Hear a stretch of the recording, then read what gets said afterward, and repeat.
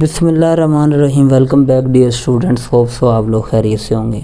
बेटा आपको पता है हमने क्लास 9th की फ़िज़िक्स का चैप्टर नंबर 2 कंप्लीट कर लिया था और आज हम एक्सरसाइज पे काम करने वाले हैं। और एक्सरसाइज के आज हम इंशाल्लाह मल्टीपल चॉइस सॉल्व करने वाले हैं। ठीक है, तो वीडियो के साथ बने रहेगा, इंशाल्लाह कंप्लीट कॉन्सेप्ट आपको दिया जाएगा। तो चलें स्टार्ट करते हैं वीडियो को। 2.1 है the numerical ratio of displacement to distance क्या होती है। इसका बेटा जो बेस्ट ऑप्शन है ना वो डी वाला ऑप्शन है, लेकिन आपको थोड़ा सा कॉन्सेप्ट के साथ बता देते हैं। ठीक है, अब बेटा ये डायग्राम आप देख रहे हो, इस डायग्राम को जो शॉर्टेस्ट पाथ होता है 2 पॉइंट के दरमियान डिस्प्लेसमेंट कहते हैं, और जो टोटल लेंथ ऑफ पाथ होती है आपको पता है उसे डिस्टेंस कहते हैं। तो हमेशा जो डिस्टेंस है वो डिस्प्लेसमेंट से क्या है, हमेशा बड़ा है। डिस्टेंस जो है वो डिस्प्लेसमेंट से आप इस फिगर में देख रहे हैं बड़ा है। और ये इक्वल कब होता है, जब ऑब्जेक्ट ए की स्पीड से मूव कर रहा हो, ऑब्जेक्ट की स्पीड चेंज ना है, तब ये दोनों क्या होते हैं, इंटरचेंज हो सकते हैं। डिस्टेंस डिस्प्लेसमेंट हो सकता है, डिस्प्लेसमेंट डिस्टेंस हो सकता है, यानी कि एक दूसरे के इक्वल हो सकते हैं। तो इसका मतलब हम ये लिख सकते हैं कि इक्वल वाला आगे ग्रेटर देन, इसका मतलब distance is greater or equal to displacement. और डी को अगर मैं नीचे डिवाइड कर दूं तो ये क्या आ जाएगा, s over d greater or equal to 1। और लेकिन आपकी बुक में क्या कह रहा है कि distance to displacement to distance is always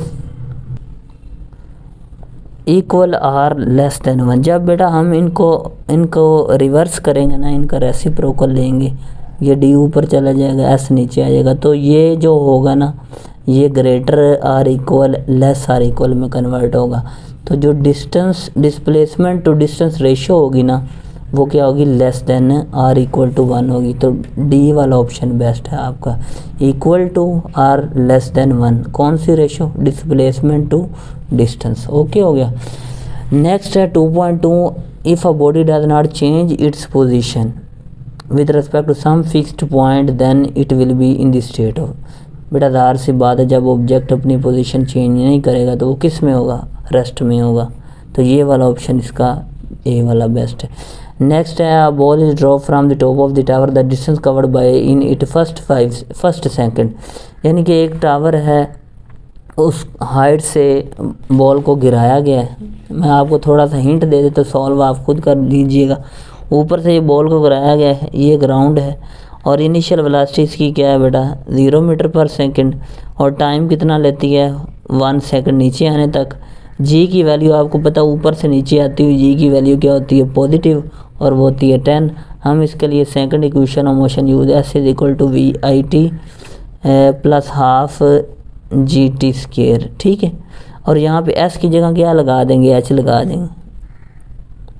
यहाँ क्या आ जाएगा, एच आ जाएगा। बेटा यहाँ पे जस्ट आपने वैल्यू पुट करनी, वैल्यू पुट करने के बाद आपको 5 मीटर हाइट मिल जाएगी। ठीक है, ये आप लोगों के लिए वर्क है, आप खुद ये सॉल्व कीजिए और कमेंट सेक्शन में भी बताइएगा मुझे। ठीक है, क्या आंसर है। तो इसका जो बेस्ट आंसर है वो 5 मीटर है। नेक्स्ट बेटा है body start accelerate from rest, initial velocity 0 है, फाइनल वेलोसिटी ये है 144 किलोमीटर पर हार। कुछ 20 सेकंड के बाद ये वेलोसिटी अटेंड कर लेती है बॉडी। उसके बाद वो कहता है the distance covered bye, distance उसने कवर कितना किया। तो इसका भी बेटा सोल्यूशन मैंने किया हुआ है यहाँ पर आपकी आसानी के लिए। Initial velocity 0, final velocity kilometre पर हार, इसको मीटर पर सेकंड में कन्वर्ट करने के लिए 144 को किलोमीटर में 1000 मीटर होते हैं, मल्टीप्लाई कर देना, और पर हार है 1 घंटे में आपको पता है 60 मिनट होते हैं, 60 सेकंड होते हैं, और टोटल 3600 सेकंड होते हैं। तो 3600 सेकंड से आपने क्या कर देना, डिवाइड, जो भी आंसर आए। ये फाइनल वेलोसिटी आएगी, टाइम इतना लेता है। अब हमने डिस्टेंस कैलकुलेट करना है, उसके लिए हमारे पास है second equation motion, s is equal to v i t plus half a t square. आपने क्या करना है, अब हमारे पास ये भी है, ये भी है, ये भी है, ये चीज़ें ऊपर हैं, लेकिन हमारे पास ए नहीं है। तो ए फाइंड करने के लिए आप एक्सेलरेशन का फार्मूला लगाएंगे, दोनों वेलोसिटी की वैल्यू पुट करेंगे यहाँ पे और टाइम पे डिवाइड करेंगे, आपके पास ए आ जाएगा। और जो ए आ जाएगा यहाँ पर पुट करेंगे, इसे सॉल्व करेंगे, आपके पास डिस्टेंस आ जाएगा। और डिस्टेंस कितना आएगा, 400 मीटर आपने ये लगा लेना। ओके हो गया। आप सॉल्व कर लेंगे। और साइड पे मैंने ये हिंट के तौर पर फार्मूला लिखे हैं, आप भी नोट, पहले ये लगाना, उसके बाद फिर ये वाला फार्मूला लगाना। उसके बाद नेक्स्ट बेटा है अ बॉडी इज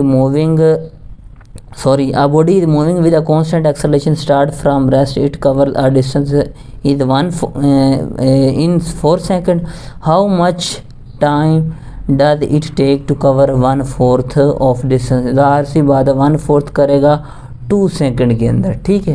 तो ये आपने अच्छे से याद कर लेना है।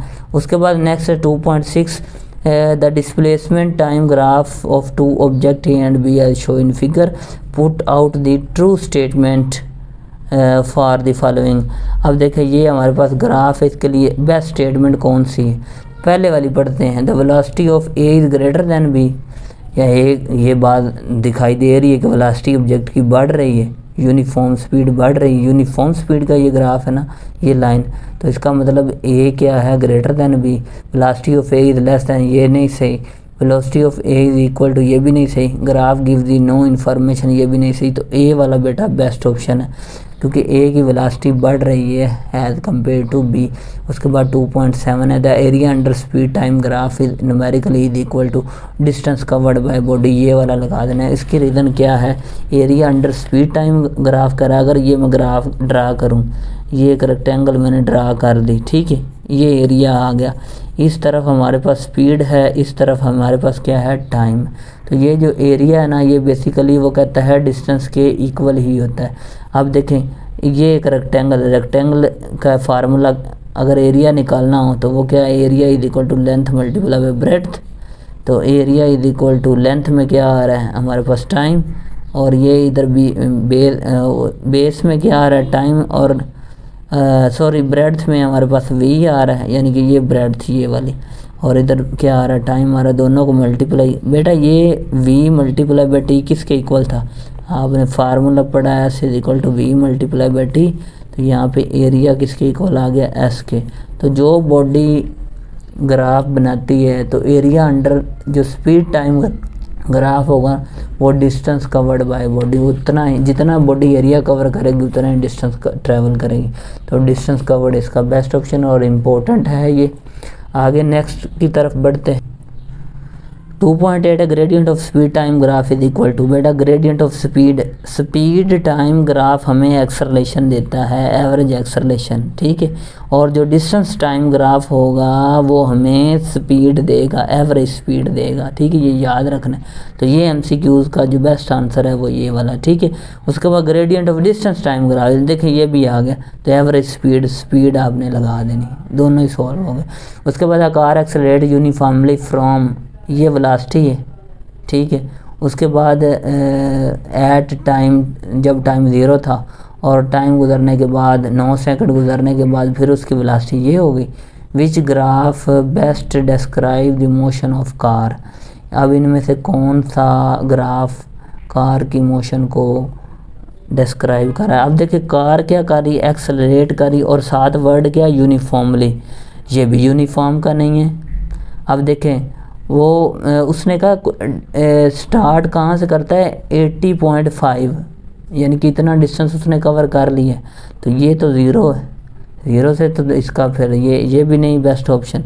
तो ये वाला आप कह सकते हैं एक स्ट्रेट लाइन है, यूनिफॉर्म स्पीड बढ़ रही, और ये क्या है, डिक्रीजिंग का ग्राफ है। लेकिन यहाँ पे तो ऑब्जेक्ट की स्पीड देखें, ये छोटी वैल्यू, ये बड़ी वैल्यू इंक्रीज हो रही।